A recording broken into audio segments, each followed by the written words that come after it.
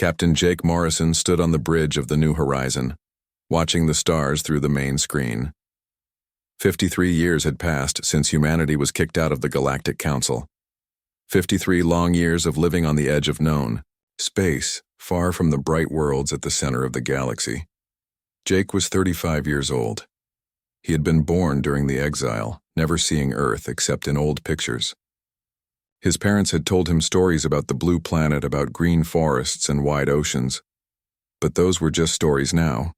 Earth belonged to the aliens. "Captain, we're getting close to the mineral survey site," said Lisa Stone from her position at the navigation controls. She was a slim woman with short brown hair and quick hands that danced over the control panels. Lisa had been with Jake's crew for 3 years now. "Good. Alex, how are the scanners working?" Jake asked. Alex Carter looked up from his engineering station.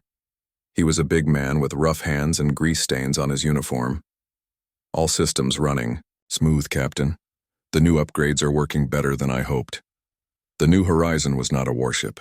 It was an exploration vessel, built to find new worlds where humans could live. It had weak shields and only basic weapons. Most days, Jake felt like they were flying a tin can through space, hoping not to meet anything dangerous. "Ryan, any messages from the other colonies?" Jake asked his communications officer. Ryan Bell shook his head. He was young, maybe 25, with bright eyes that seemed to see everything. "Nothing new, sir. Same check-in signals from New Boston and Haven Station. All quiet out here." That was how life worked now for humans. They lived in small groups on cold planets that nobody else wanted. They mined rocks and grew food in underground farms. They stayed quiet and tried not to bother anyone. It had all started when the Galactic Council offered humanity membership. The council was run by 2 main species. The Veltar were tall beings made of living crystal, who thought they were better than everyone else. The Zephyrians looked like giant insects and controlled most of the galaxy's trade routes. The council had one simple rule for new members: give up all weapons. They said it was for peace. They said young species could not be trusted with dangerous technology. Every species that joined had to destroy their military and promise to never build weapons again. Every species except humanity. When the council made their demand, Earth's leaders had refused. They said humans would keep their weapons and their right to defend themselves. The aliens did not like that answer. The war was short. Humanity had good technology, but the aliens had numbers. Thousands of ships against hundreds. The result was never in doubt. Earth surrendered after 6 months of fighting, but the damage was done. The council said humans were too violent and dangerous to live near civilized worlds, so humanity was exiled, forced to leave their home and find new places to live in the empty spaces between the stars. Most people thought it was the end of human civilization. "Captain, I'm picking up something strange," Ryan said suddenly. His fingers moved quickly over his controls. "It's a transmission, but it's encrypted. Old Earth military codes." Jake felt his heart beat faster. "Are you sure?" "Running it through the decoder now," Ryan said. His face was pale with concentration. "Sir, this is impossible. These codes were destroyed during the exile. Nobody should know them anymore." The bridge fell silent except for the quiet hum of the ship's engines. Jake walked over to Ryan's station and looked at the screen. Numbers and letters scrolled past, slowly forming into words. "Got it," Ryan whispered. "Captain, you need to see this." The message appeared on the main screen. It was broken and hard to read, but the meaning was clear enough. "Earth, mining operation, humans used as workers, need help, underground resistance, 50 years of slavery. They plan to, final solution, must warn, Project Titan, coordinates follow. If anyone receives this, we are running out of time." The message cut off suddenly. Jake stared at the screen, feeling cold inside. He had known Earth was occupied, but he had hoped the aliens were treating human prisoners well. This message painted a much darker picture. "Lisa, plot a course for those coordinates," Jake said quietly. "Sir, those coordinates are in the dead zone. No one goes there. It's supposed to be empty space, Lisa said. Then that's exactly where we need to look, Jake replied. Alex, can you boost our sensor range? I can try, Captain. But if there's something hidden out there, it was hidden for a good reason, Alex said. Jake looked around at his crew. They were good people, brave people, but they were not soldiers. The New Horizon was not built for danger. Whatever they found at those coordinates could be a trap.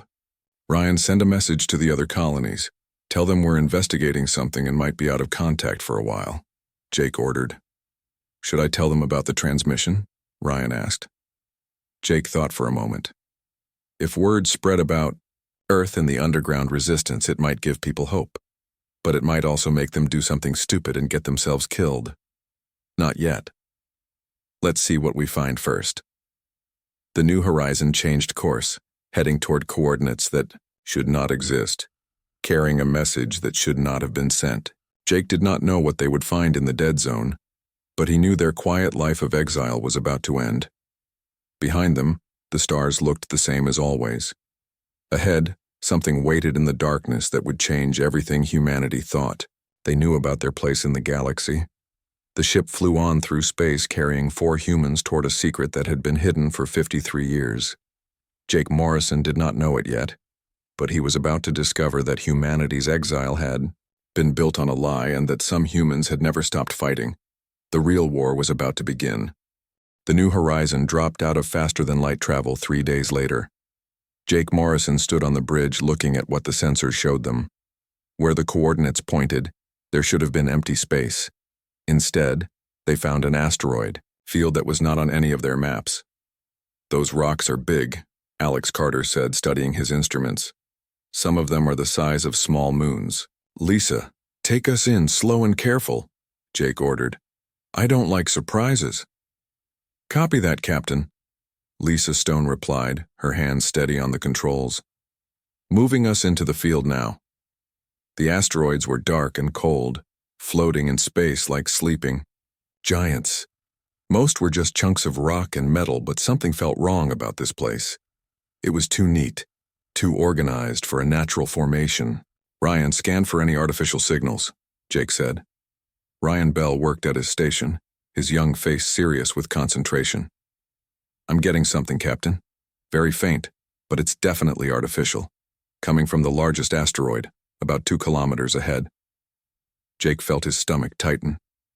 After 53 years of exile, humans had learned to be careful.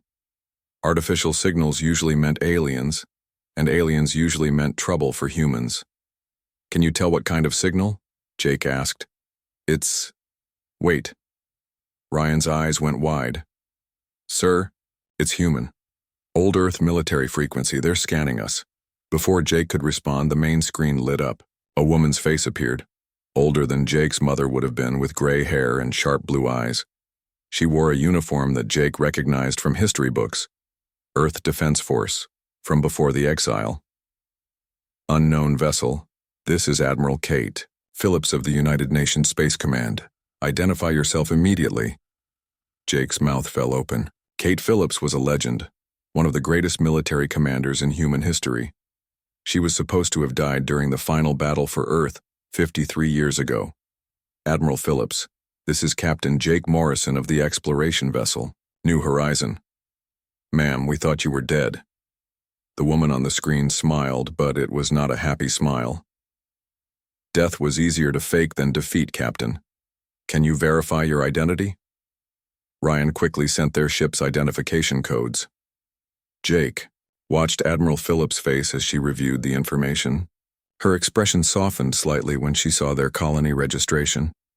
Morrison, your father was Robert Morrison, wasn't he? Served on the destroyer Yorktown during the siege of Luna.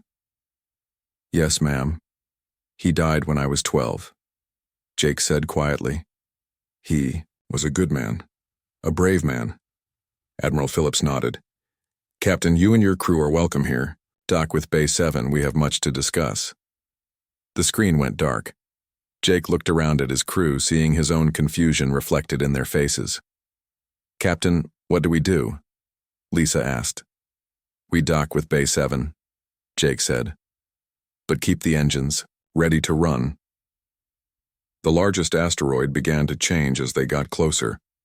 What had looked like natural rock revealed hidden doors and docking bays. Lights came on, showing them a path to follow. The new horizon was guided into a massive chamber, carved out of the asteroid's heart. As they walked through the airlock, Jake could hardly believe what he saw. The hidden base was huge, with corridors and rooms cut deep into the rock. People in military uniforms moved with purpose through the halls. These were not refugees or colonists. These were soldiers. Admiral Phillips met them in a briefing room, filled with star charts and tactical displays. She looked older than in the pictures Jake remembered, but her eyes still burned with the same fire that had made her famous. "Welcome to Titan Base," she said, "the last secret of the United Nations Space Command." "How is this possible?" Jake asked. "The aliens searched everywhere after the Exile. How did they miss this?"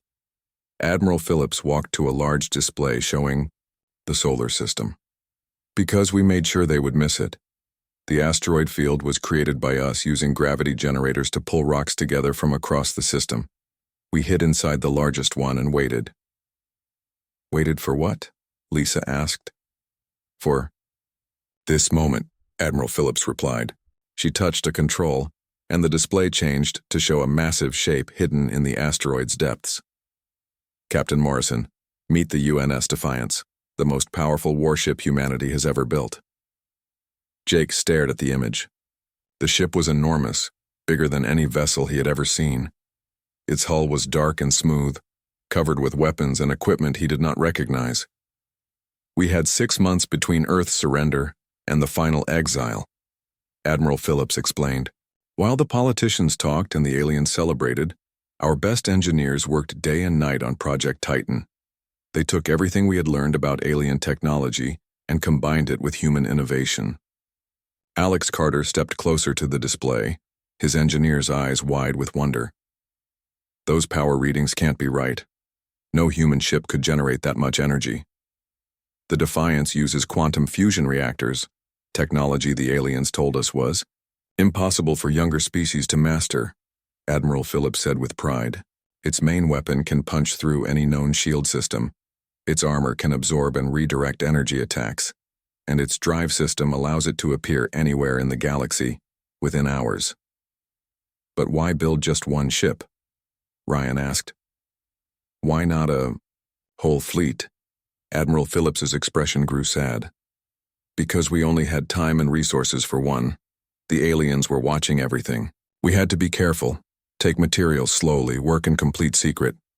The Defiance represents 53 years of hidden development, Captain. Every improvement, every breakthrough we've made since the Exile has gone into this ship." Jake felt overwhelmed. "Admiral, why are you telling us this? Why reveal yourselves now?" "Because of the message you received," Admiral Phillips said. "We've been monitoring alien communications for decades. The situation on Earth is worse than most humans know. The aliens are not just using human prisoners as workers. They're planning something called the final solution." The room fell silent. Jake had heard whispers of this in refugee camps, but had hoped they were just rumors. "Complete extermination," Admiral Phillips continued. "The Veltar Empire has convinced the Galactic Council that humanity is too dangerous to be allowed to survive. They plan to eliminate every human in the galaxy, starting with Earth." "When?" Jake asked, though he was not sure he wanted to know the answer. "Soon. Our intelligence suggests they're preparing for a massive operation. That's why the underground resistance sent out that transmission. They're running out of time." Admiral Phillips walked to another display showing star charts of human colonies. "For 53 years we've watched and waited and prepared. We've gathered volunteers from every colony, people willing to crew the Defiance on what everyone assumes will be a suicide mission." "A suicide mission?" Lisa asked. "One ship against the entire Galactic Council fleet," Admiral Phillips said simply. "The odds are not good, Captain, but sometimes the impossible is the only choice left." Jake looked at his crew. They had come here looking for answers about a mysterious transmission. Instead, they had found the biggest secret in human history, and a war that never ended. "What do you need from us?" Jake asked. Admiral Phillips smiled, and this time it was genuine. The Defiance needs a crew, Captain. People who know how to work together, who trust each other. Your service records show you've kept your people alive in dangerous situations. That's exactly what we need. Jake thought about the quiet life they had been living, exploring empty worlds and filing reports that nobody read. Then he thought about Earth, about millions of humans facing extermination while the galaxy looked the other way. When do we start? He asked. Admiral Phillips nodded with approval. Right now, Captain. Humanity's exile ends today. Tomorrow we take our first step toward going home. Outside the briefing room, the hidden base continued its work. 53 years of preparation were about to be tested. The Defiance waited in the darkness, ready to carry humanity's hopes back to the stars. The real war was finally beginning. 2 weeks later, Jake Morrison stood on the bridge of the UNS Defiance, and he could hardly believe where he was. The ship was like nothing he had ever imagined. Every surface seemed to glow with hidden power, and the air itself felt charged with energy. All stations report ready, Captain, Lisa Stone called from the navigation station. She had adapted quickly to the Defiance's advanced systems, though Jake could see the excitement in her eyes every time she worked the controls.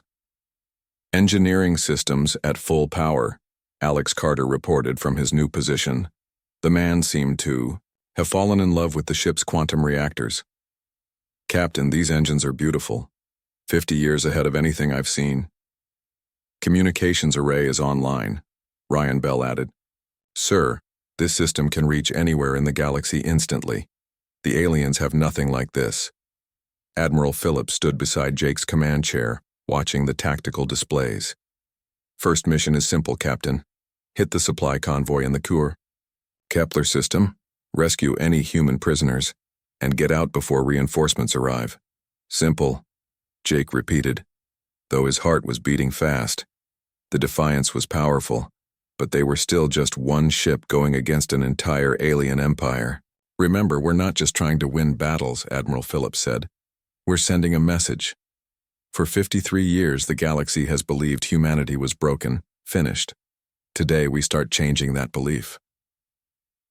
The Defiance moved through space like a hunting cat, its advanced stealth systems hiding it from alien sensors. Jake watched the stars slide past on the main screen and tried to stay calm. His crew was depending on him, and so were all the humans still suffering under alien rule. Dropping out of quantum drive in 30 seconds, Lisa announced. Jake took a deep breath. All stations battle ready. This is it. The Kepler system appeared around them, and immediately the sensors showed what they had come for. 6 alien cargo ships moved in formation, protected by 2 Zephyrian patrol vessels. The insect-like ships looked dangerous with their spike-covered hulls and energy weapons, but Jake had seen the battle simulations. The Defiance was built for this. Enemy ships detected. They're scanning for us, Ryan reported. Sir, they can't see us. Our stealth systems are working perfectly. Target the patrol ships first, Admiral Phillips ordered. Disable if possible, destroy if necessary. We want prisoners alive to tell their story. Jake nodded to his weapons officer, a stern woman named Carol Reed, who had been with Titan Base since the beginning. Fire when ready. The Defiance's main cannon spoke once, twice. Beams of pure energy lanced out across space, striking the Zephyrian ships before they could even raise their shields. The first patrol vessel simply stopped moving, its systems overloaded. The second tried to turn and run, but a second shot from the Defiance left it drifting helplessly. Cargo ships are surrendering, Ryan called out. They're transmitting panic signals back to Zephyrian command. Good. Let them panic, Admiral Phillips said with satisfaction. Jake, take a boarding. Team to the largest cargo ship. Find out what they're carrying and who they're carrying. 20 minutes later, Jake floated through the airlock of the alien vessel, followed by 6 Marines in combat armor. The Zephyrians inside had already been secured by advanced teams. They looked like giant praying mantises, their compound eyes, reflecting fear and confusion. What Jake found in the cargo hold made his blood boil. Dozens of humans in prison clothes, thin and pale from years of forced labor. Men, women, even some teenagers who had been born in captivity. They stared at Jake and his team like they were seeing ghosts. "Are you real?" one woman whispered. She was maybe 40 years old, with gray streaks in her brown hair. "Are you actually human?" "We're real," Jake said, pulling off his helmet so they could see his face. "My name is Captain Jake Morrison. We're here to take you home." The woman started crying. Then others joined her, and soon the whole cargo hold was filled with the sound of people who had given up hope suddenly finding it again. "How many ships do you have?" asked an older man who seemed to be a leader among the prisoners.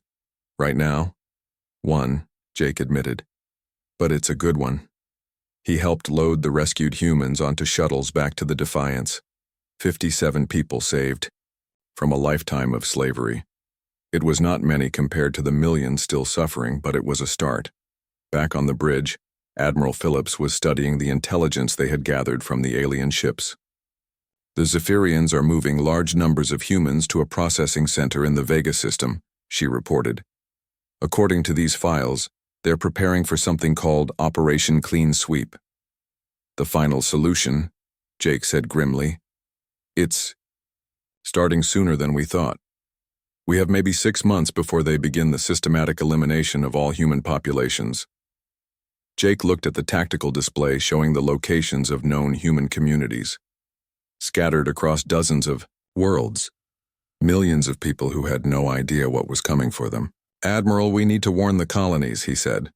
"Already working on it," Ryan called from his station, "using the quantum communication array to send coded messages to every human settlement we can reach." Over the following weeks, the Defiance struck again and again. Supply convoys disappeared.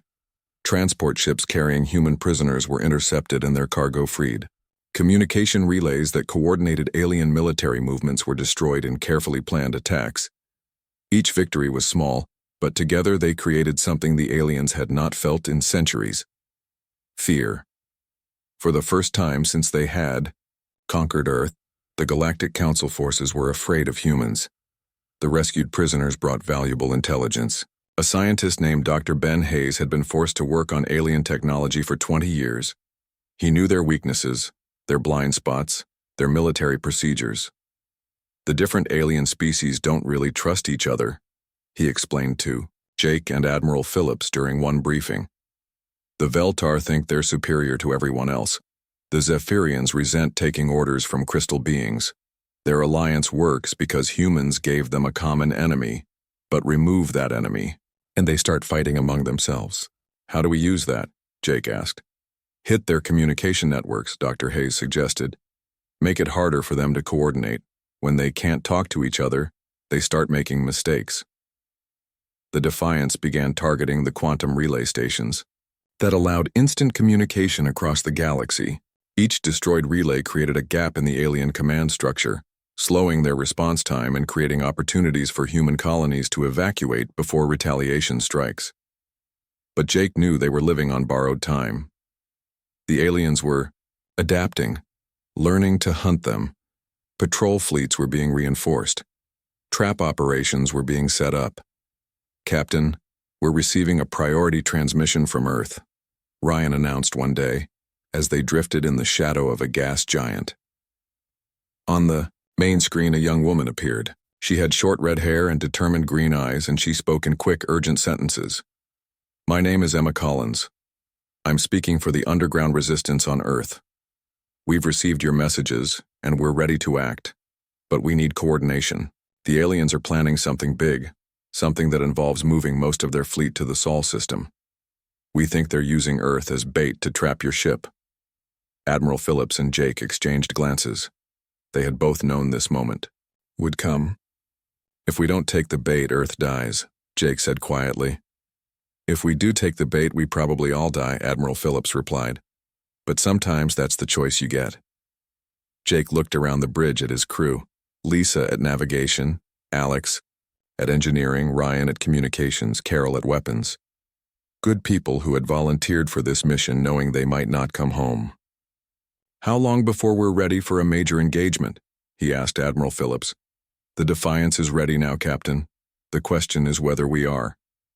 Outside the ship, space looked peaceful and empty, but Jake knew that across the galaxy, alien fleets were moving toward Earth, preparing for a final confrontation that would decide humanity's fate. One ship against an empire. The odds were impossible, but Jake had learned something important over the past few weeks. Sometimes impossible was just another word for what nobody had tried yet. Set course for Earth, he ordered. Let's go home. The Defiance turned toward the Sol system, carrying the hopes and dreams of every human in the galaxy. Behind them, they left a trail of destroyed alien ships and freed human prisoners. Ahead of them waited the greatest battle in human history. The galaxy was about to learn what happened when you cornered humanity and left them with nothing to lose. Emma Collins crouched in the maintenance tunnel beneath New York City, watching her handheld scanner show the movement of alien patrol units above. 20 years of hiding had taught her patience, but tonight that patience was being tested. Tonight, everything changed. Emma, we're getting reports from cells across the planet, whispered Marcus Webb, a thin man with nervous eyes who served as her communications specialist. London is ready, Tokyo is ready, every major city has people in position. Emma nodded, checking her weapon one more time. It was a plasma rifle stolen from a Zephyrian garrison 3 years ago. She had been saving it for this moment. Any word from the Defiance? She asked. Last transmission was 6 hours ago. They're on their way to Sol system, Marcus replied. Captain Morrison confirmed they received our intelligence about the alien fleet positioning. Above them, Earth looked like any other occupied world. Alien ships moved through the sky like metal birds. Veltar crystal beings supervised human, workers in the mines and factories.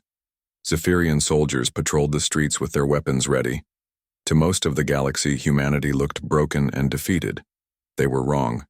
Emma had been fighting the occupation since she was 15 years old.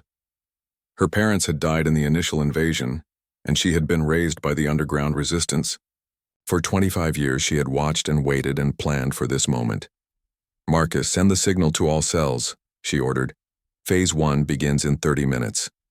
3,000 light-years away, the UNS Defiance dropped out of quantum drive, at the edge of the Sol system. Captain Jake Morrison stood on the bridge looking at a sight that made his heart pound with both fear and anger. The alien fleet was even larger than their intelligence had suggested. Over 300 ships filled the space between Mars and Jupiter, arranged in a perfect formation that spoke of confidence and overwhelming power. Veltar crystal ships gleamed like deadly jewelry. Zephyrian vessels bristled with weapons and armor. Support ships from a dozen other species completed the massive armada. Sir, I'm counting 314 enemy vessels, reported Carol Reed from the weapons station. That's 6 times larger than any fleet in recorded history. They're not taking any chances, Admiral Phillips observed grimly. This is everything they have, brought together to destroy one human ship. Jake studied the tactical display. The alien fleet was positioned in a classic trap formation, with Earth at the center like bait in a spider's web. Any ship trying to reach the planet would have to run through multiple layers of enemy fire. Lisa, can you plot us a course through their formation? He asked. Lisa Stone worked at her navigation station, her fingers dancing over the controls. It's possible, Captain, but we'll be taking fire from every direction. Even the Defiance's shields might not hold up under that much punishment. Alex, how are our systems? Jake asked. Alex Carter grinned from his engineering station.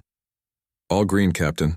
The quantum reactors are running at full power, and I've got some surprises ready if we need them. Ryan, any messages from Earth? Jake asked. Emma Collins is maintaining radio silence as planned, Ryan Bell reported.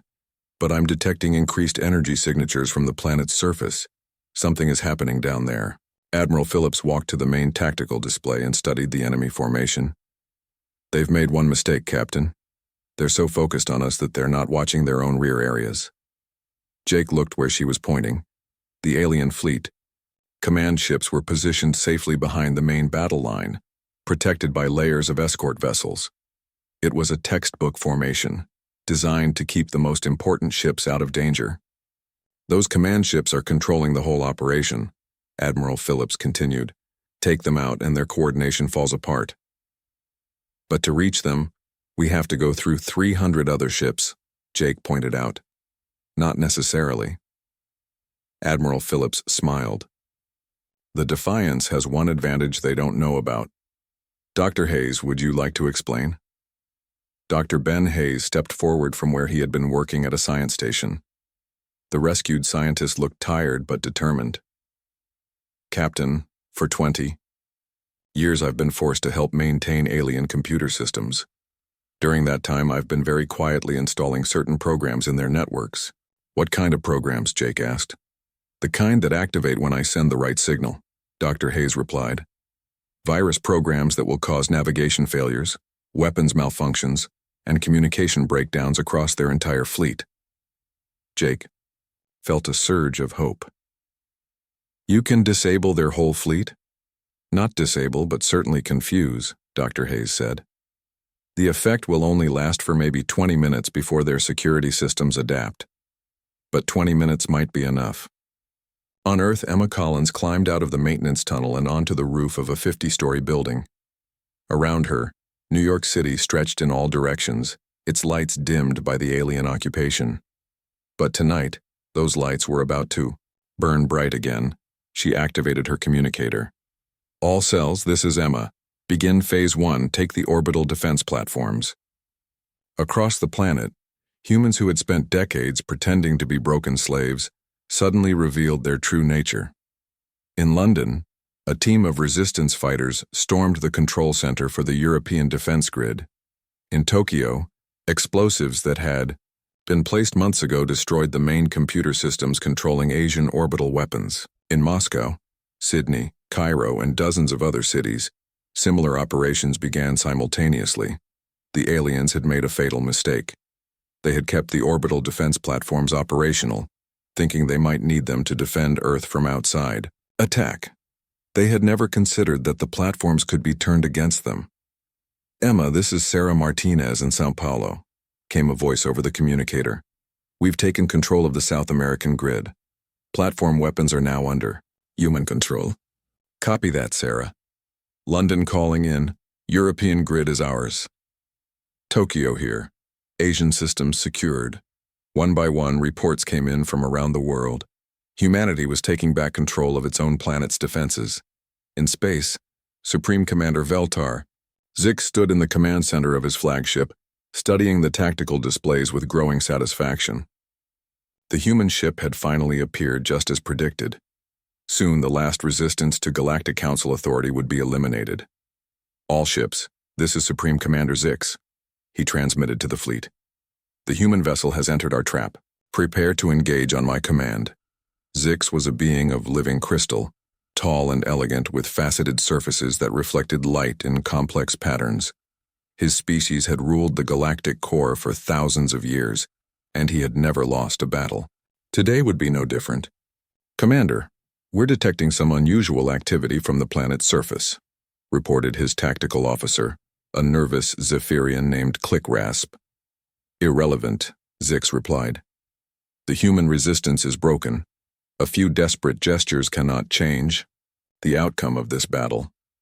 On the Defiance, Jake watched the alien fleet begin to move. The massive formation was turning to engage them, hundreds of ships moving with mechanical precision. Dr. Hayes, are you ready? He asked. Signal ready to transmit, Captain, Dr. Hayes replied, his hand hovering over a control panel. Admiral Phillips, any last advice? Jake asked. The older woman smiled. Hit them hard, hit them fast, and remember that every human in the galaxy is counting on us. Jake took a deep breath. Around him, his crew waited at their stations, ready to follow him into the most impossible battle in human history. Outside, 300 enemy ships prepared to destroy them. Dr. Hayes, transmit your signal, Jake ordered. All stations, battle stations. This is for Earth. This is for humanity. The virus signal raced out from the Defiance at the speed of light, invisible, but deadly. Across the alien fleet, computer systems began to malfunction. Navigation displays showed false readings. Weapons targeting systems failed. Communication channels filled with static. At the same moment, Earth's orbital defense platforms opened fire. Weapons that had been built to protect the planet from invasion now turned their fury on the alien occupation forces.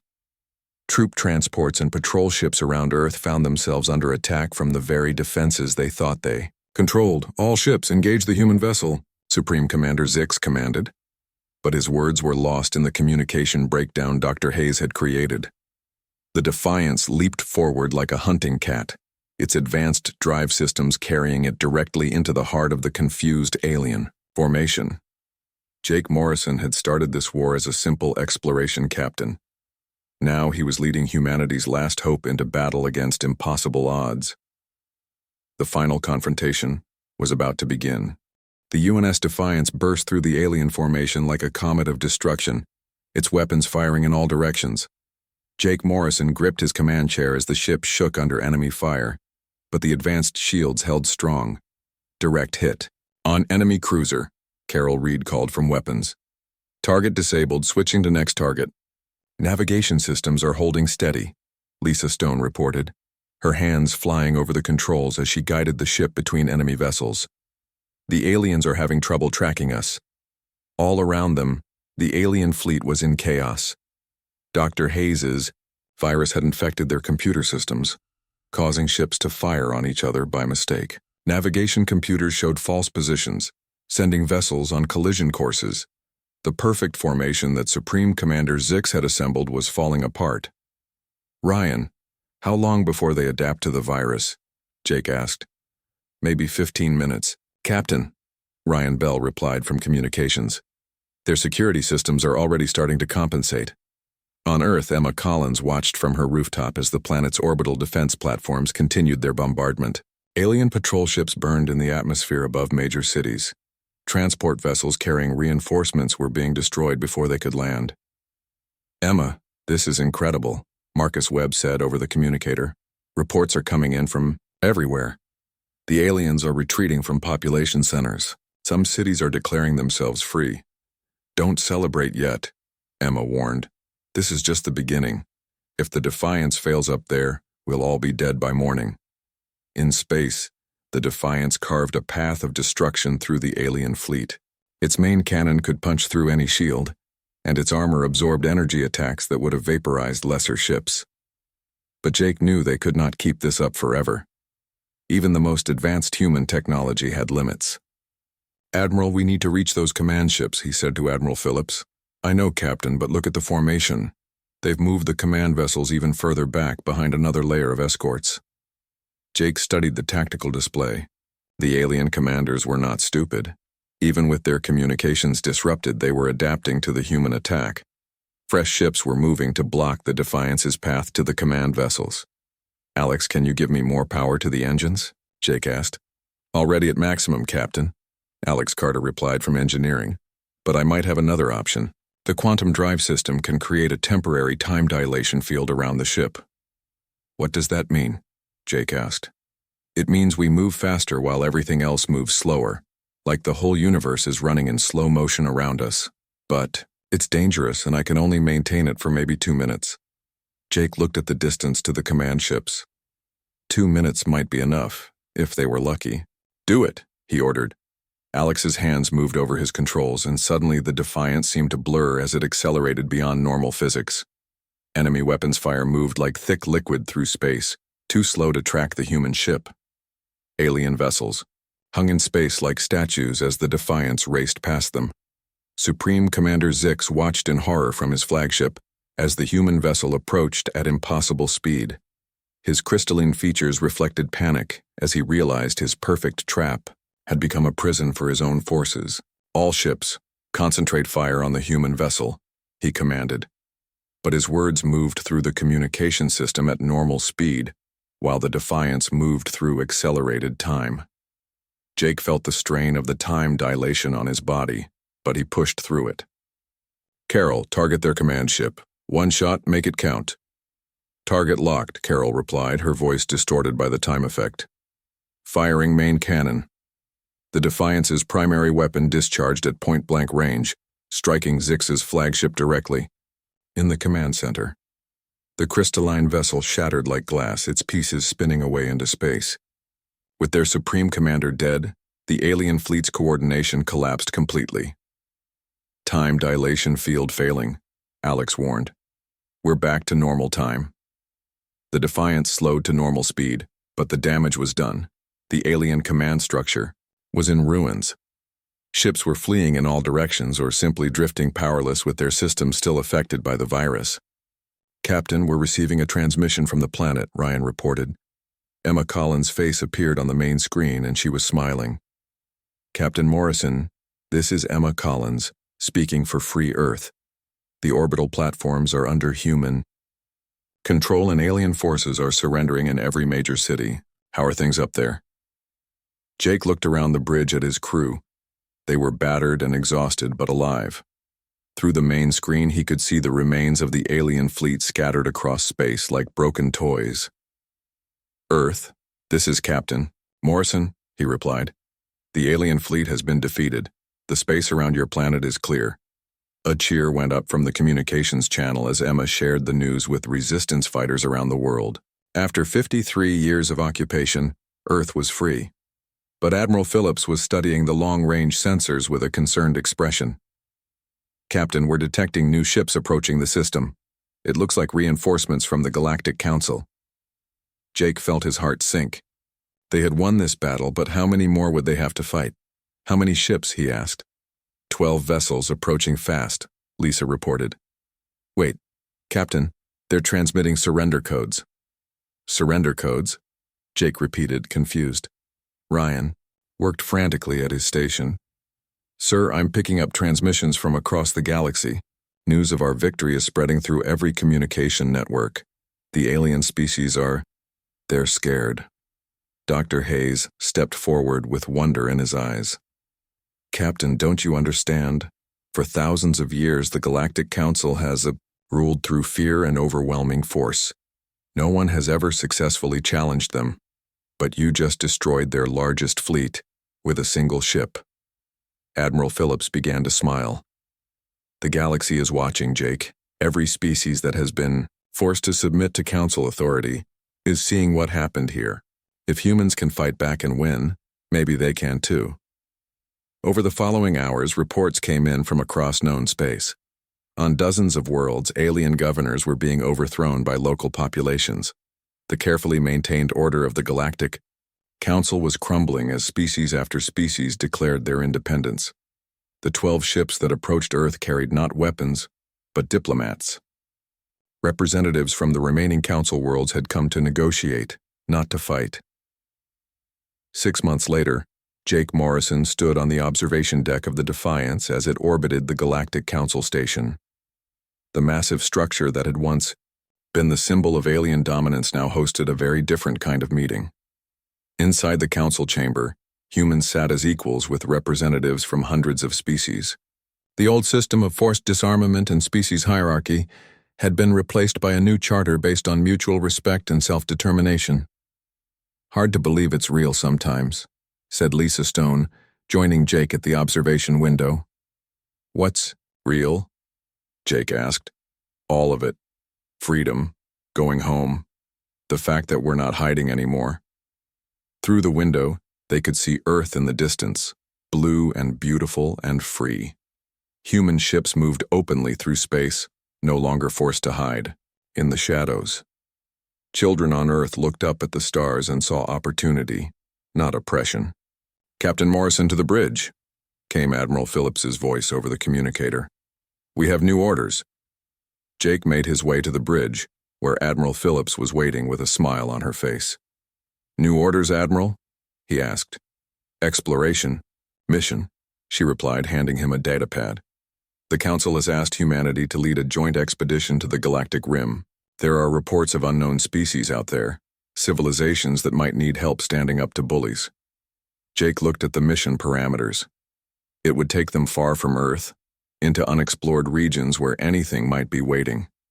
It was dangerous work, the kind that could get them all killed. It was exactly the kind of mission humans were built for. When do we leave? He asked. As soon as you're ready, Captain. Jake looked around the bridge at his crew. Alex Carter was already studying the technical specifications for the mission. Lisa Stone was plotting courses to distant stars. Ryan Bell was preparing communication protocols for contact with unknown species. Carol Reed was checking weapons, systems, ready for whatever they might encounter. They had started this journey as refugees, exiles hiding in the darkness between stars. They had become something more. The proof that no tyranny, no matter how powerful, could break the human spirit. The Defiance turned away from Earth and pointed its nose toward the galactic rim, where new worlds and new challenges waited. Behind them, they left a galaxy where freedom had triumphed over oppression, where the impossible had become reality through courage and determination. Jake Morrison smiled as he settled into his command chair. Humanity's exile was over, but their journey among the stars had just begun. And wherever that journey took them, they would face it the same way they had faced the Galactic Council, together, unafraid, and ready to fight for what was right. The universe was vast and full of wonders, and it belonged to all who were brave enough to reach for it. Today, tomorrow, and always, humanity would be reaching for the stars.